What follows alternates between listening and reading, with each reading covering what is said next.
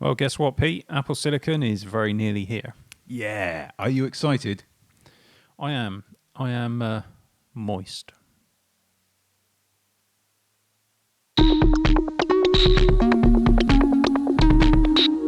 So welcome to episode 6 of the Constant Geekery podcast. This is the special lockdown edition because here in the UK we are now locked down. I can't be in the same room as Pete anymore, which is fine. I'm okay with that.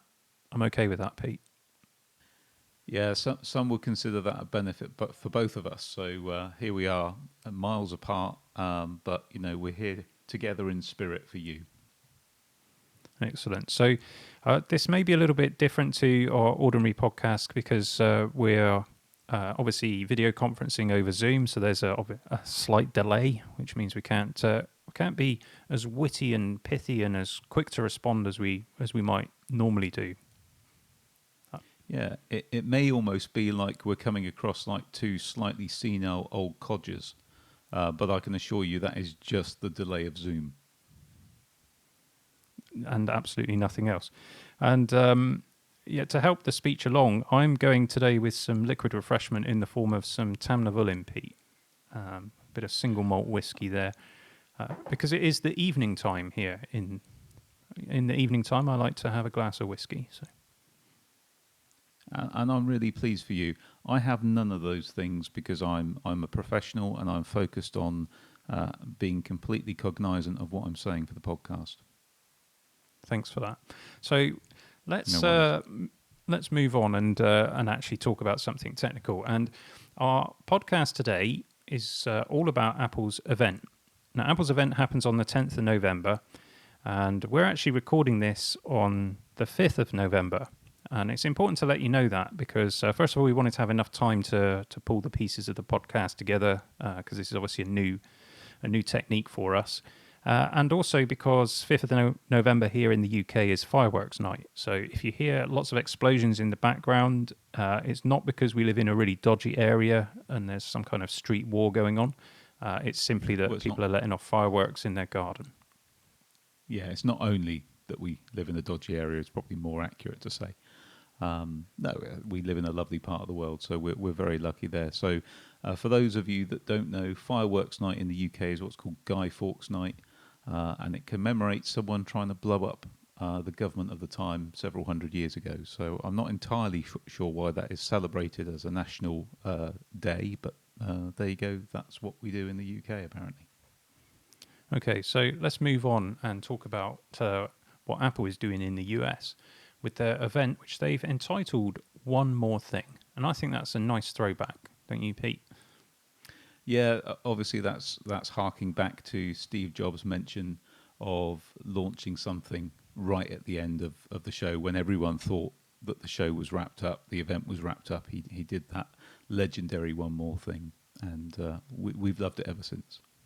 We have, and other people have borrowed that. In fact, I watched Dr. Lisa Su do the same thing pretty much at the AMD event last week. So nice anyway that they chose that as the name, and we're expecting the event to be, of course, about Apple Silicon, but there's a question attached to that.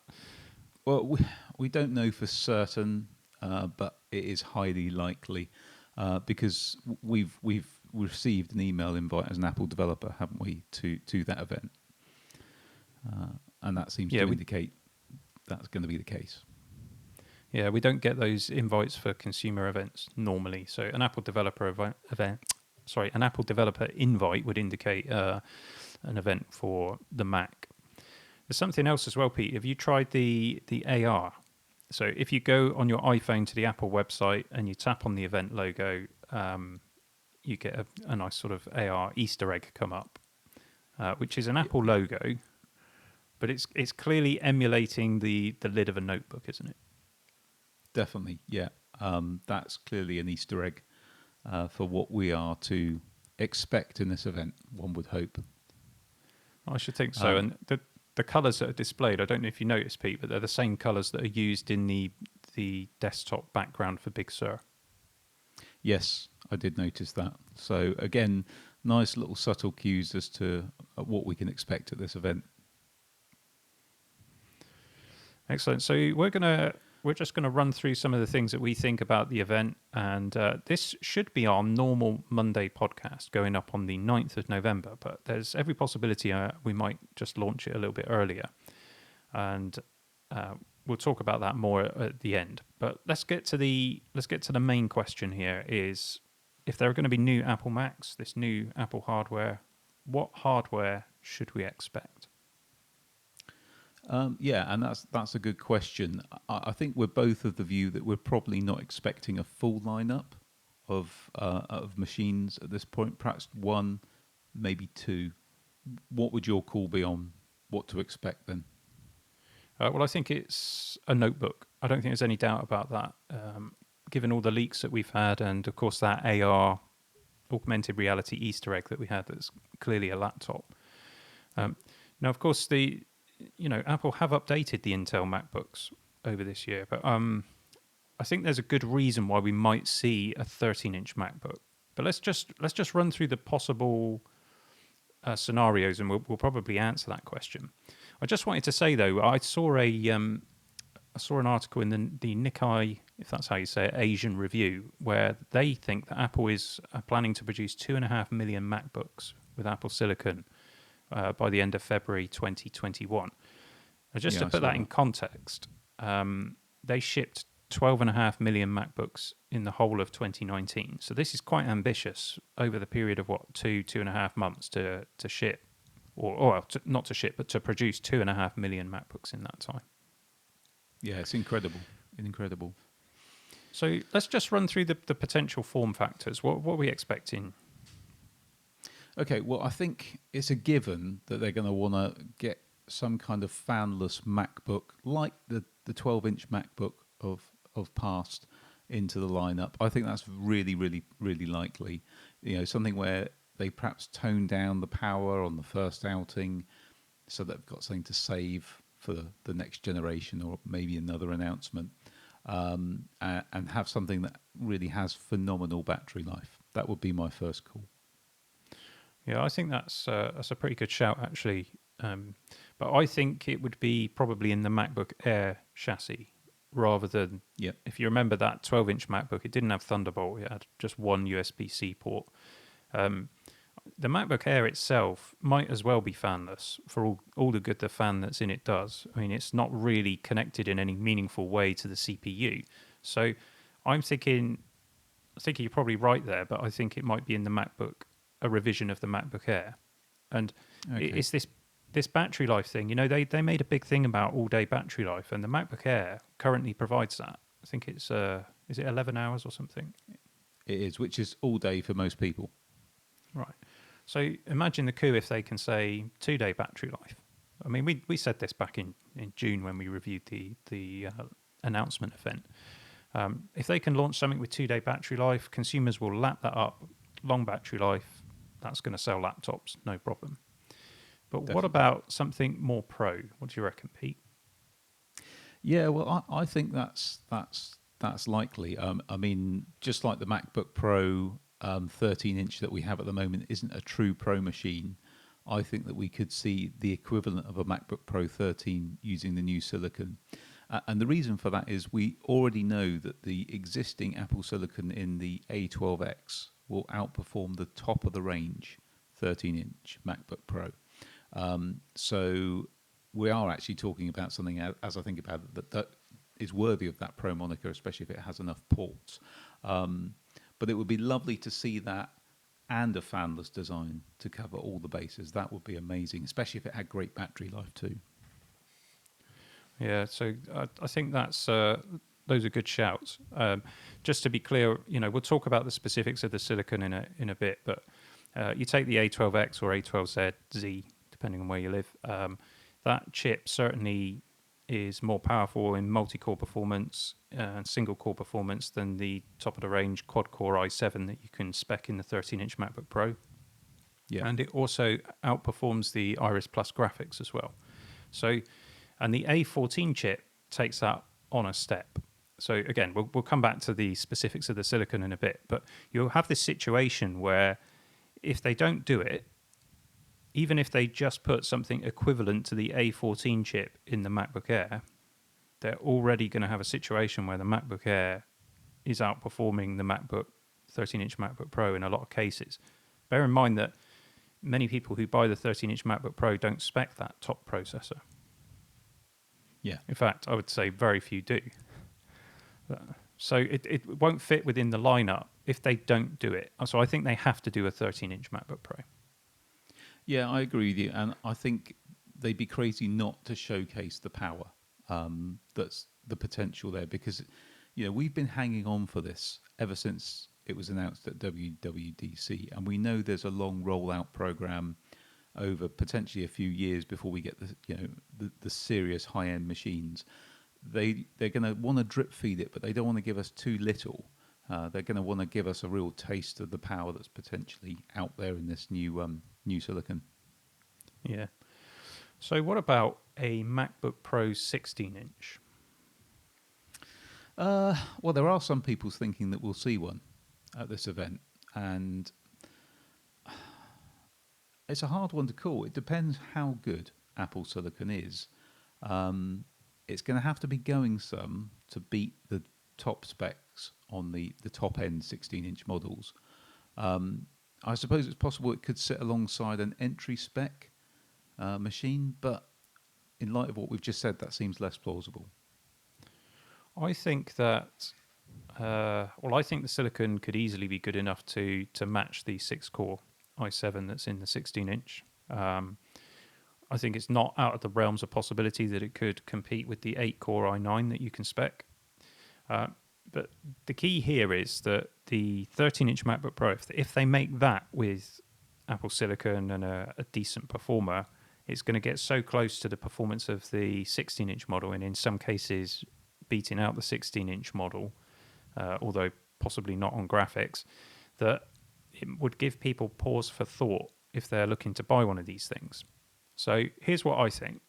Lots of people are saying that these are the 3 laptops we're going to get. Lots of rumours saying that 13-inch MacBook Air, 13-inch MacBook Pro, and a 16-inch MacBook Pro. But I wonder if that might be the case, and the 16-inch MacBook Pro is an announcement but not immediately available. Don't know. Yeah, so it ships sometime in the future, which we have been seeing that, haven't we? We've seen this will be available at the end of this week, and this will be available. Well, actually, there's some new products available from tomorrow as we record this, the 6th of November, from memory. So it could be a phased rollout, or they could be doing what Intel are doing and announcing things that aren't going to come around for another 6 months. Yeah, let's not open that can of worms yet. Best not to. Let's move on then, away from notebook form factor.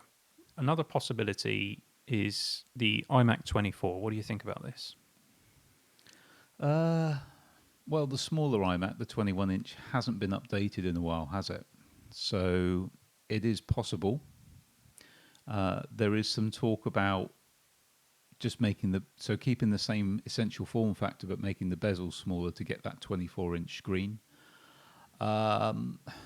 I could see, in line with everything else that we've been seeing, and the fact that Apple haven't upgraded the baby iMac, I could see this being credible. But again, maybe not available immediately. But I wouldn't be surprised if we get a peek of what that looks like. Yeah, that would be nice to see. I feel, again, that the issue they've got is if they put these Apple Silicon chips into the iMac 24, it's going to outperform most of the 27-inch lineup, and you end up with this weirdness. I mean, it's going to be very... Apple love to control pricing, don't they? Everything is very carefully thought out, and they control the pricing so that you're pushed up to the next model. And it's going to be very difficult for them to do that when they've got, consumer-grade machines that are effectively getting very close, if not past, the performance of the more expensive, more professional grade machines.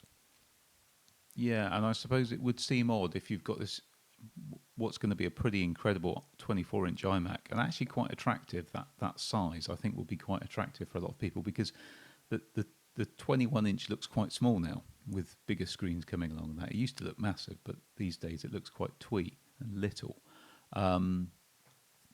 It's just not going to sit right if you've got this amazing 24-inch machine and you've still got the 27-inch iMac as it stands at the moment. So maybe it is something they'll either hold in the bag, or we could take it the other way and maybe we'll get a whole new iMac lineup. But I think that's less likely.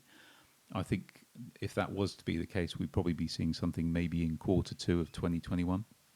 Yeah, so to tie in with next year's WWDC, that's what I would expect. And there's also the Mac Mini. So I think that's possible. I mean, it hasn't been updated properly in a little while, has it? I think it would make more sense for desktop machines to come at a separate event. Have an event that focuses now on the notebooks, and because I think they're at a point with the silicon where it's ideal for notebooks, but they've probably got a little way. There's room for improvement for the desktop machines, and there are some really intriguing rumors at the moment of a desktop machine that looks like the Mac Pro but is smaller. Yeah, and that would be a lovely design to see. That would be really nice. I've actually got a question for you, just your thoughts on this, a bit of a curveball.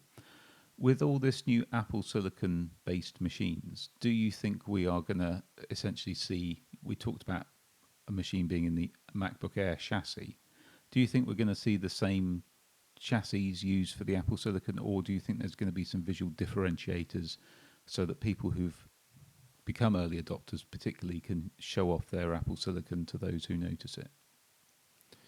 I think, there's the possibility of new form factors, but I don't think they'll be specifically different because it's Apple Silicon. I think Apple has a standard design language, and they're just creating machines for that design language. I feel that at the moment the Mac Mini doesn't really fit within that.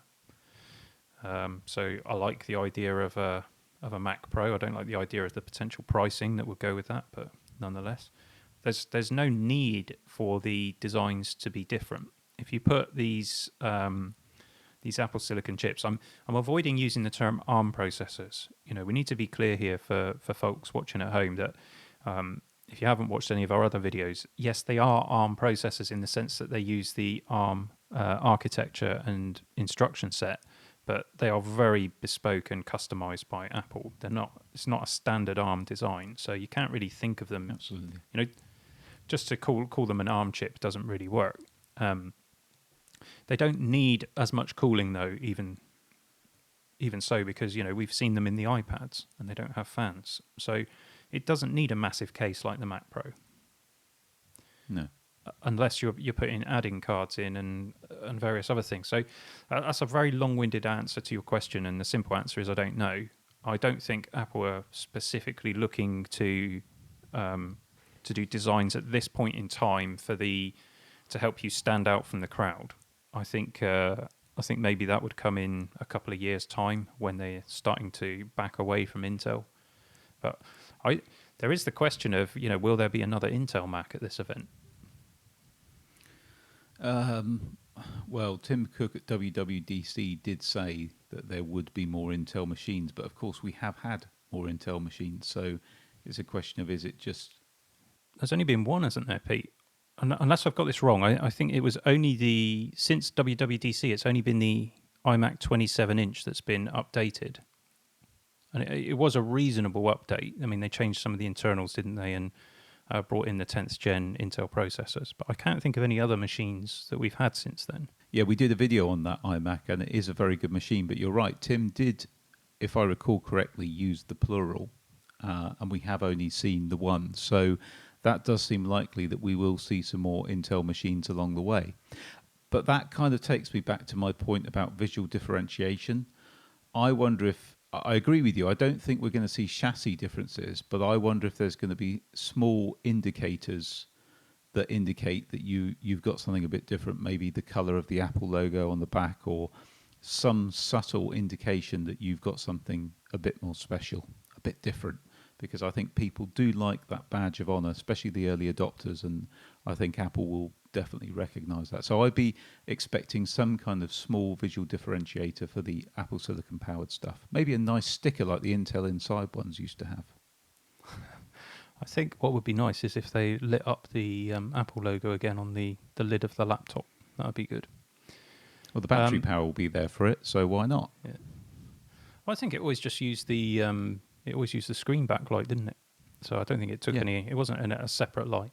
Anyway, we've got a huge page of notes for this, and let's move it on. Let's talk about the new silicon. So Yeah. Apple Silicon, what is it not, Pete? It is not. It is not an iPad chip. Right, and I think it's really important to say this because when, and at least I really hope that we're not proven wrong with this, but when Apple announced this for WWDC, they said they were producing Mac-specific silicon, and they will have to do something different anyway for the feature set of Mac OS. And there is the situation at the moment, the developer kit, which has the A12Z CPU, doesn't support everything. For example, it can't do virtualization. So no developers have been able to do that. So let's just be very clear about what it is. However, it is certainly going to be based on the same underpinnings as the A14 Bionic chip that has recently been released in the iPad Air and the iPhone 12. And that uses TSMC, which is a foundry that makes the chips for Apple, and they are using their 5 nanometer process on these chips. And that's if you're not massively technically minded, that's a good thing. So how does it differ from the iPad chip? That's the question. Well, I think it's going to have additional CPU and GPU cores to be capable of doing what needs to be done. And I think it's important, we've said it's not just an iPad chip, but we have been basing some of our evaluations on that because that's the closest thing we have, and it's using that same 5 nanometer process. Those benchmarks that we've looked at help us to see what's possible with less CPU cores. That's the key, isn't it? We did a video on that. Yeah, we did. And so just a very brief recap, you're talking about that existing iPad chip has single core performance that's better than pretty much anything that's on the market from AMD and Intel at the moment for consumers. When it comes to multi-core performance, it's very good. It's not up to the top level yet of those iPad Pro chips, but that's simply down to the number of cores. So I would expect the Mac-specific Apple Silicon will have those additional cores. I think it's a 6-core in the iPad Air. I'd expect it to be at least an 8-core. And then it's probably going to have additional GPU performance. But as it is, the A14 Bionic outperforms, again, any kind of integrated GPU that's on offer from AMD or Intel. It's very quick. And if Apple added additional GPU cores, we felt that it would be perfectly possible for them to be getting up to kind of Radeon Pro 560 performance, which was one of the top graphics cards in the 15-inch MacBook Pro only a year ago, just over a year ago. So that's where it could be. How will we differentiate it, though, from these iPad chips, do you think, Pete? Well, I think we do need to differentiate it because so many people are almost mocking the fact it's just an iPad chip in a laptop. And as we've established, no, this is going to be a lot more than that, but it can take advantage of the better thermal properties that a laptop can afford it, a notebook can afford it, than an iPad can. We don't know what that's going to be, but the current chips have got the prefix of A. Maybe these have a prefix of M for Mac. So you have an M14. Who knows? We'll have to see. And maybe they'll differentiate the performance of those depending. You might have an M14X and an M14Z or Z, depending on where you are. Have to wait and see. Yeah, I think that would be a good idea. And I'm just hoping that it does come with that support for virtualization for developers, particularly for us and people who don't watch the channel regularly. Pete and I own a web studio, so we do software development and web development. So our developers are interested in running virtual machines. That's how they get their work done. You can't do that on an iPad chip. It just isn't. It doesn't have that capability. So I'm hoping they're going to introduce that for Mac. The indications is that they are. So, and there are other things that are missing as well. Like AVX support. So, without getting into too deep here, some audio plugins that professionals use would require that AVX support that Intel chips can provide, but Apple Silicon can't at the moment. So there are still things where Apple Silicon can't cover all bases yet. So we'll see how all of that goes. Anything else that we might expect from a hardware point of view? Oh, well, I would like to see whether we can expect. I think we probably can expect at least some teasers on the development of the GPUs, and perhaps some clarity around Apple's future plans for GPUs and eGPU support as well. Yeah, so I'd be very keen on finding out about eGPU support. Is there any reason why we can't have these things with Apple Silicon? There's no technical reason. No, I can't think of one. And I think, as we'll talk about this GPU in a moment, it's still going to take a while for Apple to get close to the kind of graphics cards that are available. AMD have just launched their new architecture and new graphics cards. NVIDIA have just launched theirs. Not that Apple use NVIDIA. That's another story for another day. But certainly there's a lot of GPU horsepower that people can put in a Mac Pro at the moment. If Apple want to move people across to Apple Silicon, surely they'll have to support dedicated GPUs in some way. And it would be really great if we could still have eGPU support. I like the smaller notebook, as you know. I don't get on with a bigger one. I've tried it. It just doesn't work for me. So I like to have a smaller notebook that I can plug into my eGPU and still do editing work on and various other things. So please, Apple, let's hope. Please. However, what about these rumours, Pete? You're talking about the rumours about Apple. This is the old delays kicking in a bit here. Apple are rumoured to be working on a dedicated GPU. Yeah. Do we think that's likely? So, I think it is. It has to be the case. It has to be the case. The question is, will it be any good? Do you think? Well, I've been having an interesting bit of dialogue actually with a commenter on the YouTube channel. So if you're not listening to us on YouTube, then it's youtube.com/constantgeekery if you'd like to check us out there and join in with the comments. Interesting chat anyway about this. But Apple, by all accounts, have been quietly poaching people from their competitors, the likes of AMD, Imagination Technologies, I don't know who else, but I've certainly seen rumours about those two companies. And these rumours, they go right back to 2014. So by all accounts, Apple have got a GPU team based in Orlando. And I've actually seen job adverts on LinkedIn for GPU staff, GPU engineers to work in Orlando for Apple. So I don't think those are faked. So I believe that that's likely to have happened. And these guys are not sat there twiddling their thumbs, are they? They've been there for 6 years at least. So they must be working on something.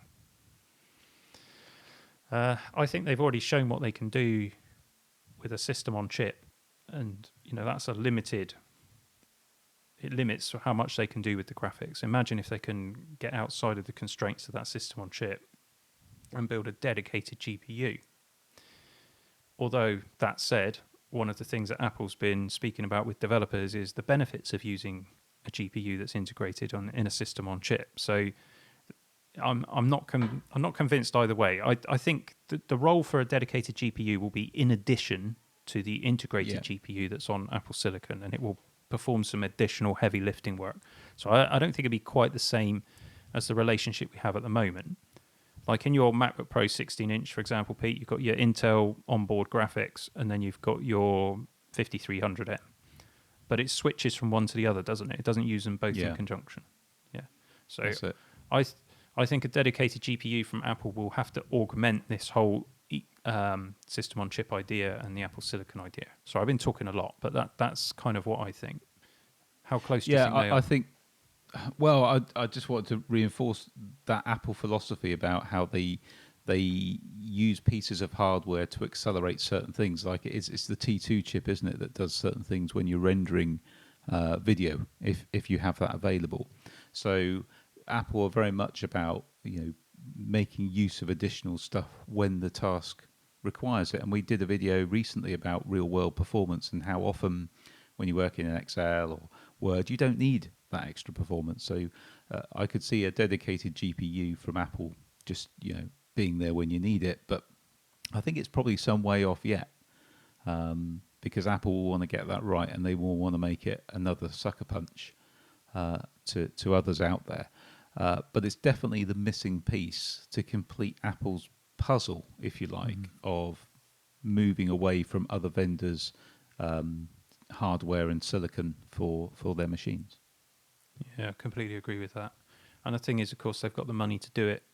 And Apple have shown, we said this before, we don't agree with their business morals and ethics and all the rest of it. I think Apple would be perfectly happy with total global domination.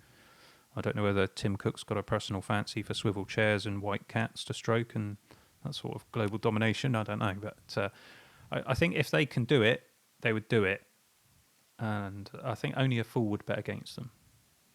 Yeah, I agree.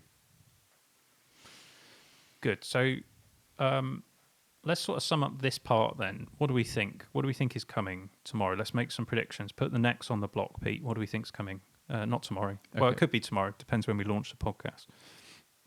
For the Apple event on the whatever it is of November. 10th. 10th, thank you. 10th of November. I'm going to go with two 13-inch laptops. One consumer-focused and a long battery life, and then something with more focus on performance. And I'm also going to go and say one will be available maybe immediately, and the other one might be in a few weeks' time. But again, I wouldn't be surprised if it's available in time for Christmas. Yeah, I think there's a potential for another machine, but again, possibly not immediately available. And obviously, this is gonna really suck for me because I've put it out there that I'm going to buy one of these machines as soon as possible. So I'm really hoping that I don't end up having to buy the turd, the one that nobody really wants because I got to get it quick enough. Because unfortunately, we are in this situation where we're making videos at the moment for YouTube, and so people on YouTube can understand the economics of doing this. Pete and I are in this rather privileged position where we're kind of semi-retired from our business, and we're able to invest our money in building a YouTube channel. But if you added up all the money that we earned from ad revenue, sponsorships, and everything else to this point in time versus what we've spent on equipment and time getting this together, then I think it's fair to say that we are very severely in the red. Are we not, Pete?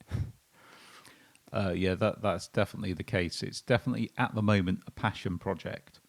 Hopefully you can see how passionate we are about it. But yeah, having to then go out and buy Apple Silicon for the channel, we wanna make sure it's the good one. But I'm confident that we get some lovely comments on this channel. I'm confident that people will be really pleased that we go out and do that for them. Even if we do get, let's be honest, no Apple Silicon machine is going to be a turd. It might just be a lesser machine than you choose, but we'll see what we can do. Good. Well, we'll certainly, if everything's available to order straight away, we'll get straight on that, and we'll video our decision-making process and everything else. Our ideal is to get something in so that we can get testing straight away. So that's why I hope that we're going to get something with reasonable performance. And obviously, it's time critical to get the views on YouTube, and we'd like to get to 10,000 subscribers by the end of the year. I think as of recording today, we're on about 6,300 and a bit. So if you're feeling kind and rightly disposed towards it, then head on over to YouTube and hit the subscribe button. We really appreciate it. Anyway, plug over. Let's move on to some software announcements. What software announcements are we going to get?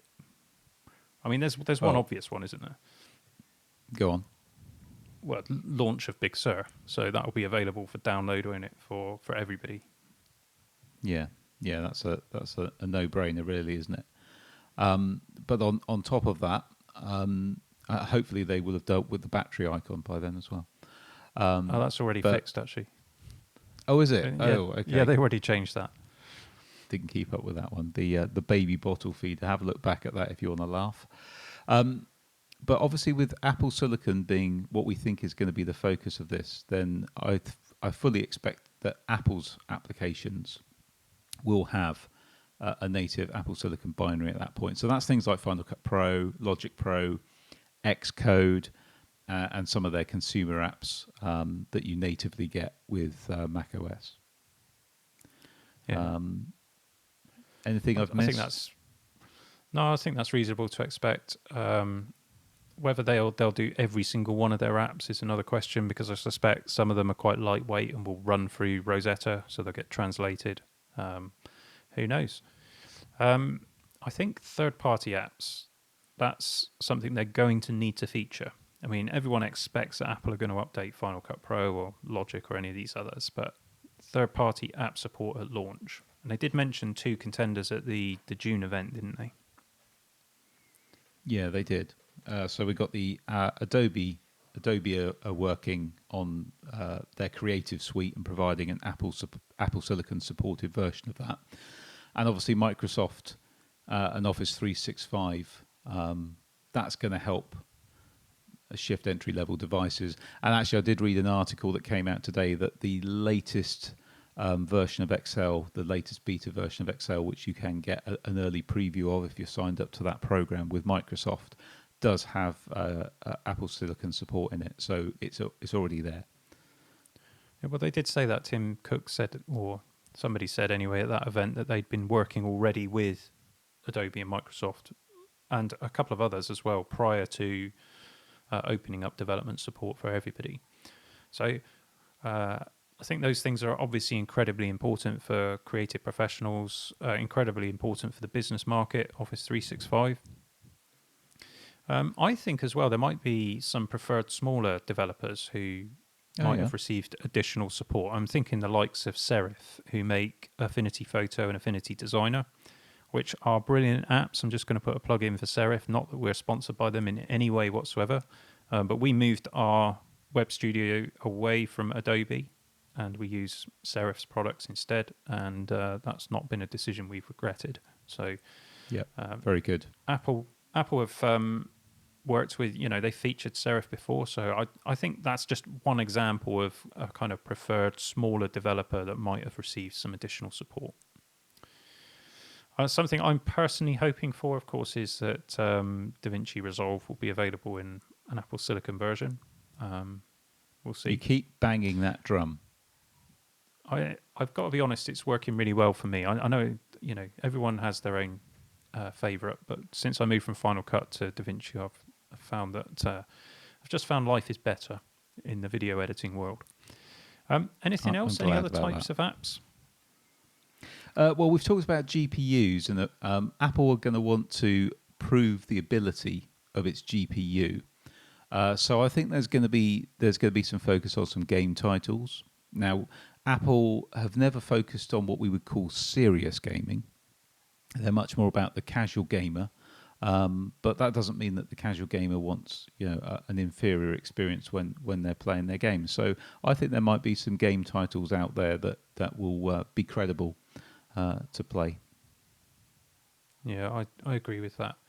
And again, we get some comments on this. We're not talking here at all about super massive frame rates in 4K on the latest AAA titles with all the settings set to ultra. That's not what we're talking about here.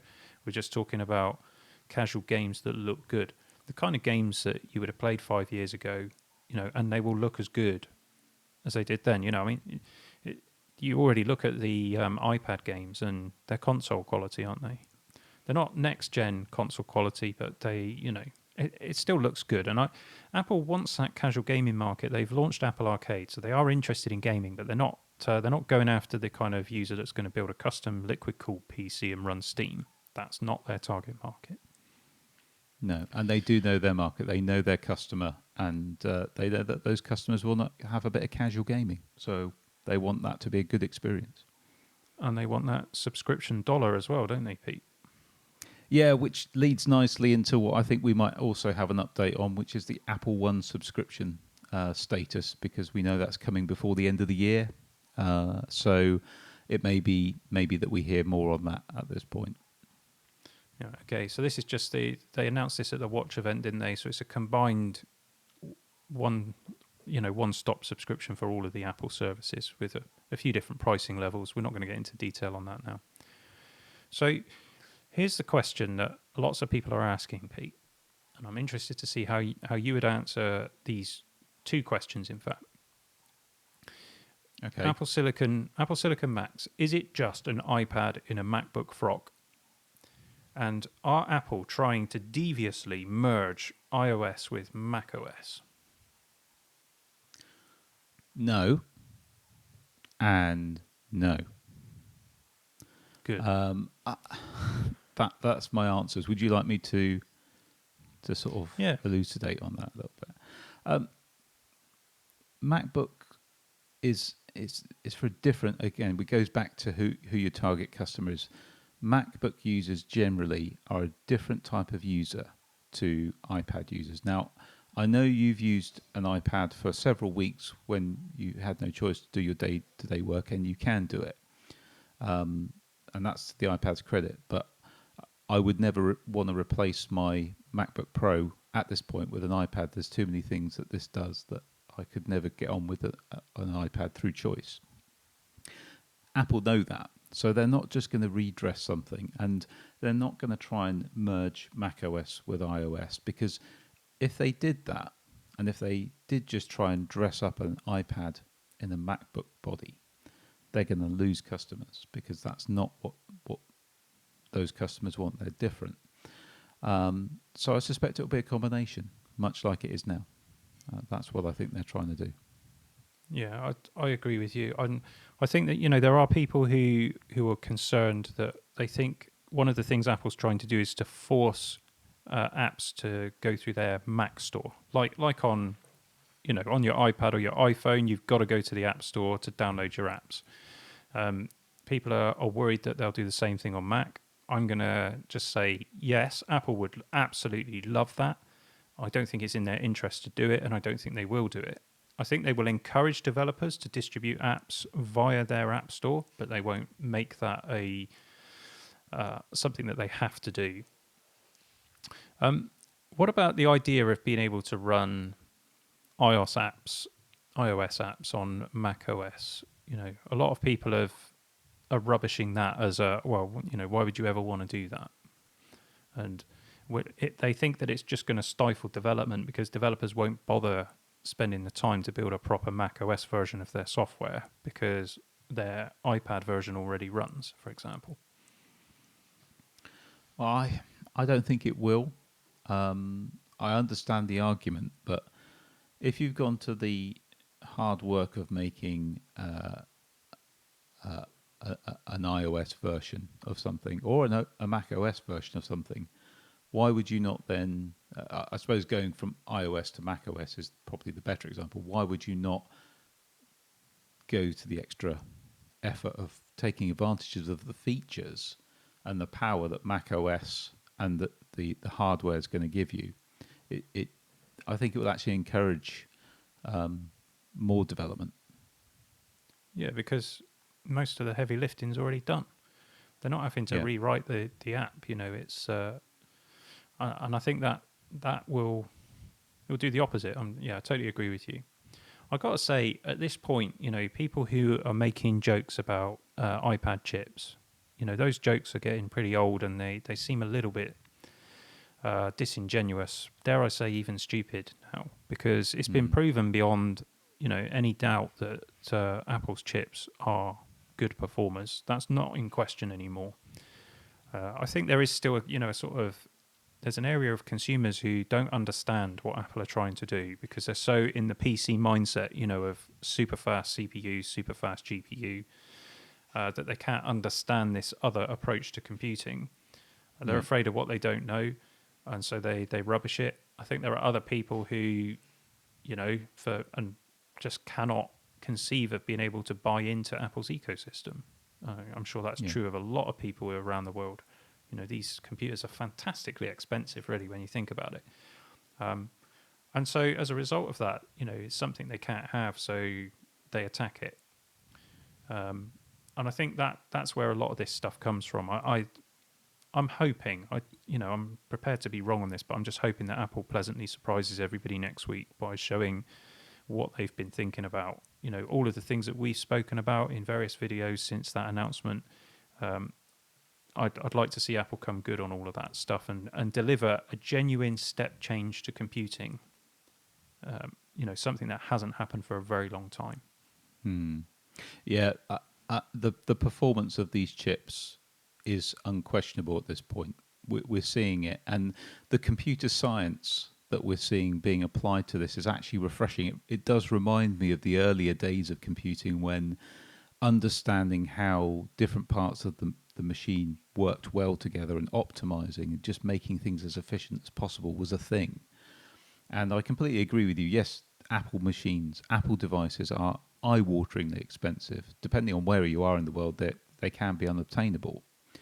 And I think that puts people off. But equally, if you don't understand what Apple are trying to do with system on chips, with the whole concept of Apple Silicon, you're just thinking about meaty CPU, meaty GPU, then yeah, it's going to bypass you, and that can make you then want to cause it to be the butt of jokes.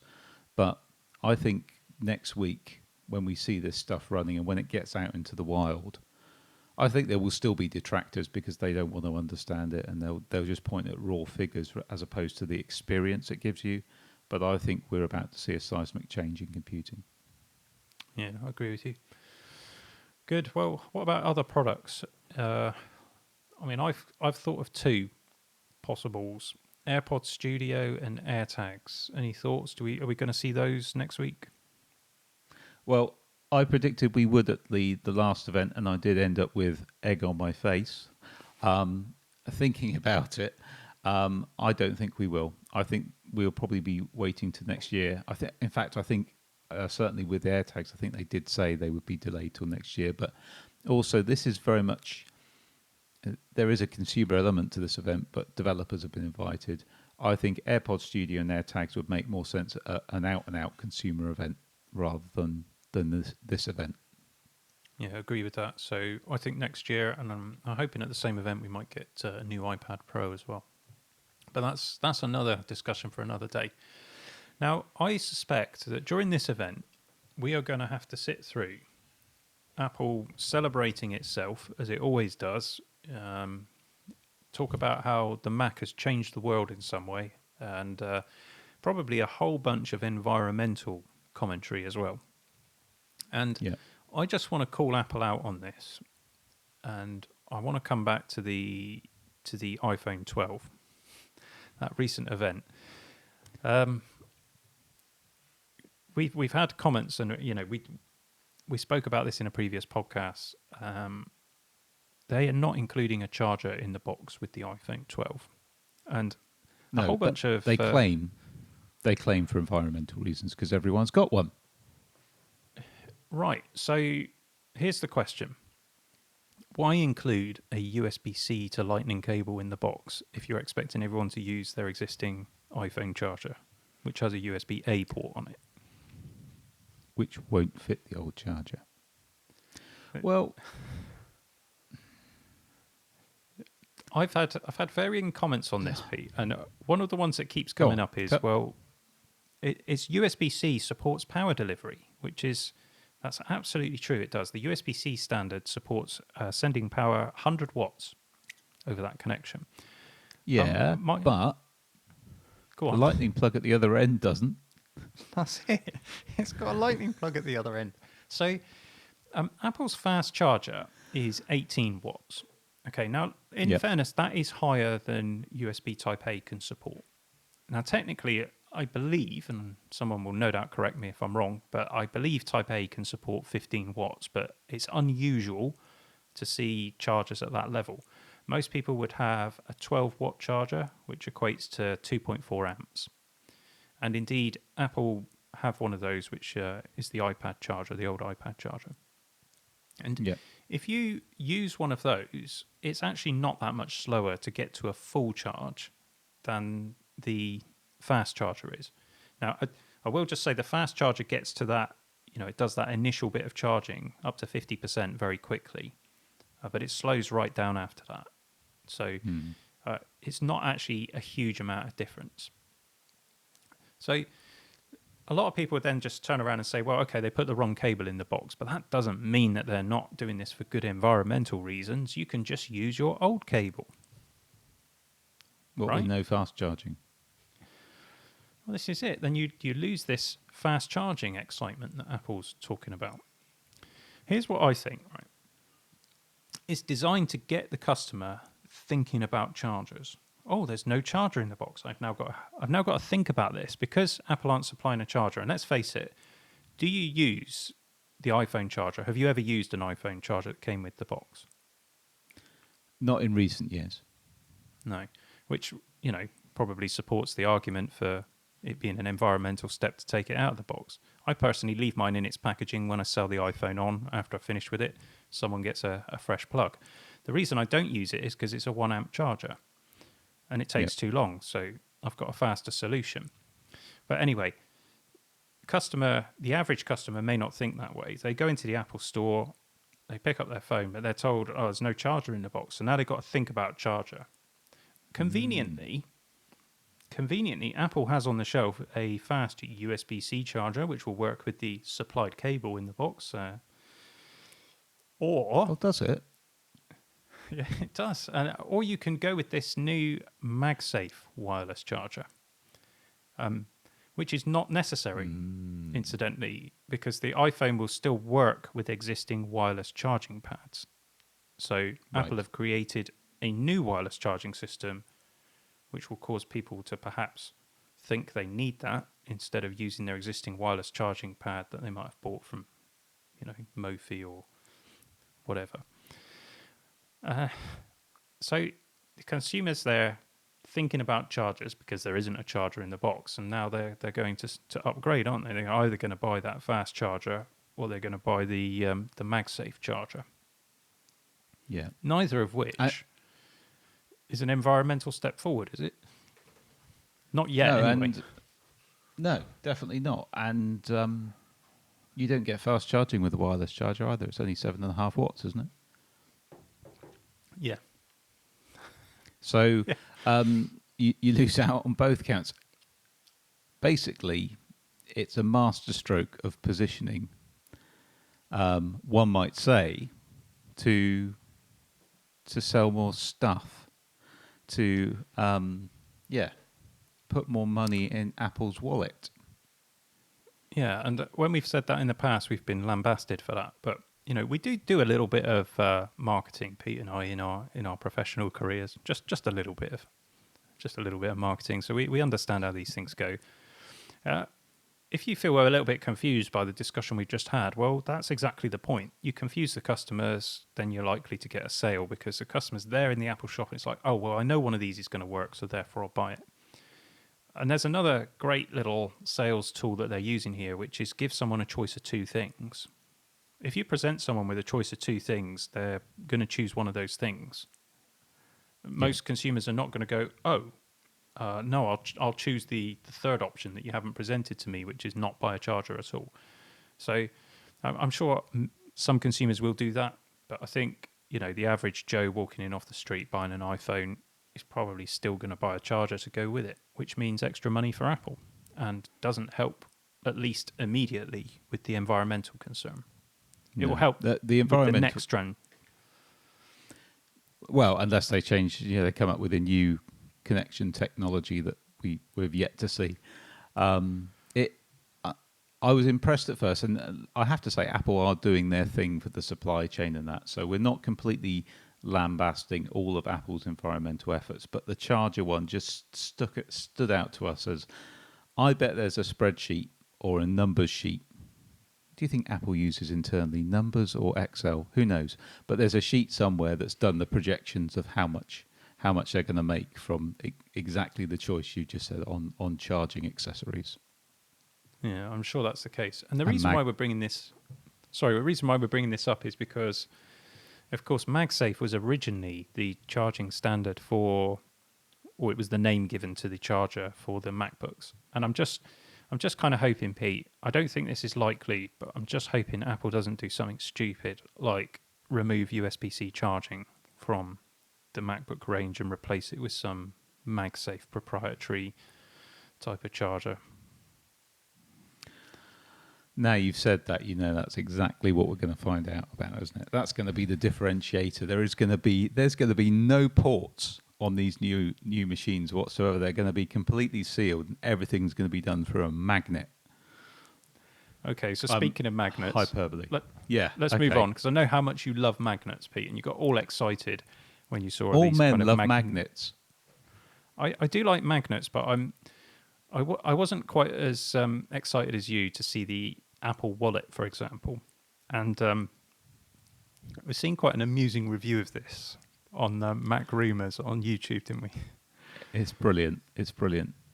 So just for those that aren't aware, the new Apple Wallet is a piece of leather with a magnet in it that, if you have one of the new iPhones, will snap onto the back of it and carry your cards around.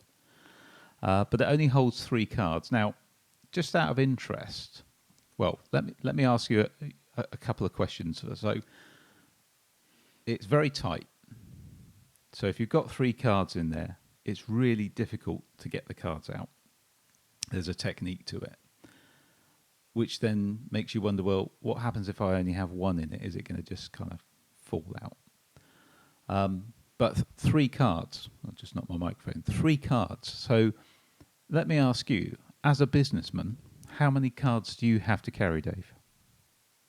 Right. Well, I knew you were going to ask me this, so I've pre-prepared. I'm not going to get my wallet out now. And 9 is the answer to that. That may seem a little bit extreme, but we've got, I'm part of 3 companies, so I have a payment card for each of those companies. For one of them, I've got a credit card as well, plus I have my personal bank cards, joint account, personal account, a couple of credit cards. So yeah, 9. 9. I would need... Plus your driving license.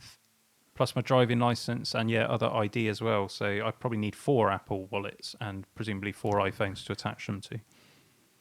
I'm being facetious. I don't think Apple designed this with the idea that this was going to replace a conventional wallet. I think it's it's just a place to carry a few cards. So but still, I think most people will have more than 3. Yeah, although I know some people in the comments will go, "Oh, we use Apple Pay now. I've just got a couple of cards. What do you do, guys, walking around with loads of cards for?" So I'm sure we'll get lambasted from it, and we are being a little bit facetious about this. But what cards have magnetic strips on them, don't they? They do. We don't use them very much anymore, in fairness, do we? We use the chip more, or contactless. Yeah, but there are old ATMs that still use the magnetic strip reader and certain devices as a backup. I'm pretty sure it's not a good idea to have a strong magnet near a magnetic strip that holds data you want to keep. No, it's probably... Well, I was always told not to do that. I mean, I can remember back to ye old days of cassette tapes and magnets and how easy it was to destroy a recording. Yeah. I actually destroyed a television once with a magnet in a massive Celestion speaker. So I put it, unbeknownst to me, next to a television, and it kind of just shifted a whole load of colours, and it was not a winner. No, ruins them. Yeah, that's a good shout. And I can tell you that on my 9 cards, because I know the Apple card, which is only available in the States, but that doesn't have a magnetic stripe. At least I don't think it does. But I can tell you every single one of the 9 cards that I've got in my wallet has a magnetic stripe on it. So I wouldn't be putting them into a wallet that has a strong magnet, for sure. Well, maybe it's something that's more common in the UK. I don't know. Have to ask our listeners in the States to tell us. Have you got magnetic strips on the back of your cards?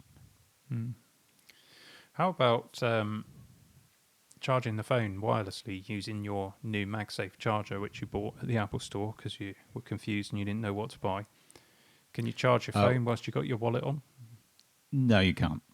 So you had to take it off. And here's the absolute best bit. And this is where... So if you can imagine an iPhone with this wallet attached to the back of it and someone putting that into their jeans pocket, which Mac Room has demonstrated very well in their video. And what happens is the jeans pocket slides between the iPhone and the wallet. The phone goes in the pocket, the wallet goes on the floor. I cannot understand how a company that prides itself on industrial design and testing and quality, and can make such an enormous gaffe. It's Walletgate, isn't it? It's you know what's going to happen. It's going to be you're putting it in your pocket wrong. Yeah, it so is. It so is. And that's £59 in the UK for that little slither of leather. And so my recommendation to you is get a Bellroy. So again, we're not sponsored by Bellroy, but I have a Bellroy wallet. It's got to be 5 years old. It carries my 9 cards plus associated ID and various other bits and bobs, and it's really quite thin. It's not too bulky. Very nicely designed thing. So for that kind of money, Very rarely opened as well. Very dust comes out. A few moths might fly out if I dared to open it. Anyway, moving on. The reason why we bring these things up is because we're desperately hoping that Apple doesn't have any gaffes this time. You know, don't go waxing lyrical about your environmental credentials and then put the wrong cable in the box and undo all of your work, or be seen very publicly to be so anti the repair and reuse movement. So you're ending up you're recycling machines, but that's kind of the last step of the process. We'd like to be able to repair them first. Apple definitely doesn't want anybody doing that. And it wouldn't be the first time either that they've done a product design gaffe in the Mac world, would it be, Pete? No. Is there any particular device you're kind of hoping that maybe Apple will redesign? Yeah. This. So Pete, for the listeners, Pete's holding up a Magic Mouse. I'm holding up a Magic Mouse. Obviously, if you're watching on YouTube, you can see me holding up my beloved Magic Mouse, which is a lovely thing, except when you want to come to charge it. It's awkward. It reminds me of I'm holding up my Apple Pencil 2 now, which is that's a brilliant thing. You just snap it on to the iPad and it charges away. But with the Magic Mouse, you have to plug it in with a lightning cable in a very awkward way, which can scratch the mouse, and it's not great at all. So a Magic Mouse that has some sophisticated way of charging that perhaps can be done on a regular basis, like the Apple Pencil 2 for your iPad, would be so much better. It would, a wireless charging system, or at least I'm now holding up a Magic Mouse. There's the lightning charging port. As you can see, it's on the bottom of the mouse, which prevents you from using the mouse whilst you're charging it if you've never seen that before. Ridiculous design when it could have been on the front or the back or somewhere like that. Not well thought out at all. The Apple Pencil 1 is another great example where, of course, they have fixed that now with Pencil 2, but there are still iPads that only support Pencil 1, so it's still a current product. And the way of charging that is, if you haven't lost the minuscule little adapter they provide, is that you plug it into the bottom of your iPad, like some kind of phallic appendage, which is it's not a winner, is it? It's not favourite. So please, Apple, fix these things. I actually don't care about the mouse anymore because in fact, this is a classic example of how Apple make money, right? Because of that stupid mouse design. And before anybody, again, hits us up in the comments section, yes, we know you've only got to plug it in for 5-10 minutes and you get, an hour's use out of it or something. But still, that inconvenience right at a moment when you're trying to hit a deadline or something like that, it's not the point. It's what caused me to move over to the trackpad. So I now have 3 trackpads, 3 different trackpads for different machines in different places, and they cost, I don't know what they cost, but anyway, because Apple designed a crappy mouse, I've bought 3 of I've rewarded them by buying 3 of their trackpads and completely changing the way I work. And thereby you are actually helping the real Apple Wallet, which is, of course, Tim Cook's pension fund. Oh, wow. He is getting quite low on funds these days. So have they dipped back under $2 trillion? I don't know. Anyway. I don't know. I don't think they can buy any spare planets at the moment. I think they're a bit short of buying a new planet. I think, to be honest, after the pandemic has finished and all the governments in the world have got no money left because they've been giving it to everybody, then Apple will step in and just sort of take over the world. Anyway, when it comes to design mistakes, our policy is if you make a mistake, own it, fix it, move on. So Apple, please fix the mouse. Please don't make any more silly mistakes. Please don't preach to us about the environment. We want you to be environmentally friendly, but we don't believe you when you say that you are, and then you do things that show that you're not. So we're not idiots. Please do what it is that you're saying that you're doing. Anyway, that's my little rant over. I shall climb back down off my soapbox.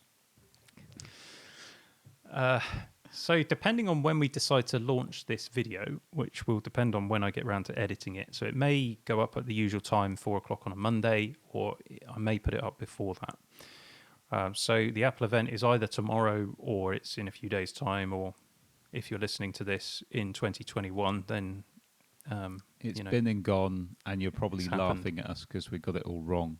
Probably. But it's November the 10th, 2020. That's when it's happening. And based on how long this podcast is, you'll probably be editing it until November the 12th. Probably. The Apple event's probably already started, actually, in fairness. We've been at it so long. Yeah. Anyway, I think what we need to do is we're going to watch that event together. We'll get our thoughts together and we'll put together another podcast, which will be, again, another special episode or some sort of video. Of course, we're under lockdown at the moment, so we can't go into the studio to film anything. So it'll have to be done like this. So we'll figure that out, and something will be up next week amongst other content that is also coming. So hopefully you can join us for that. I hope you've enjoyed our preview of the Apple event and our thoughts on Apple Silicon. And if you did enjoy it, as I said before, if you care to subscribe to our channel on YouTube, so youtube.com/constantgeekery if you're not already watching, just one click of that subscribe button gets us one subscriber closer to our 10,000 goal, and we will appreciate it very much. Or you could choose not to subscribe at all, and then probably a kitten will die somewhere, painfully. I've got a bag of them. I haven't really. That was a joke. Pete's like the biggest animal lover I know. He's busy building his own zoo at home. So that's it for today. Hopefully we did enough to earn a thumbs up or a like on whichever platform that you're watching us on. Thanks very much for your time. We'll see you again on the Constant Geekery podcast. Cheerio. You put that delay in deliberately, didn't you? So I'm going to have to now chop that little bit out. You're just making more editing work for me, Pete. No, I didn't do that on purpose. You're wrong. All right. I'm going to stop recording now. I'm going to have another whiskey.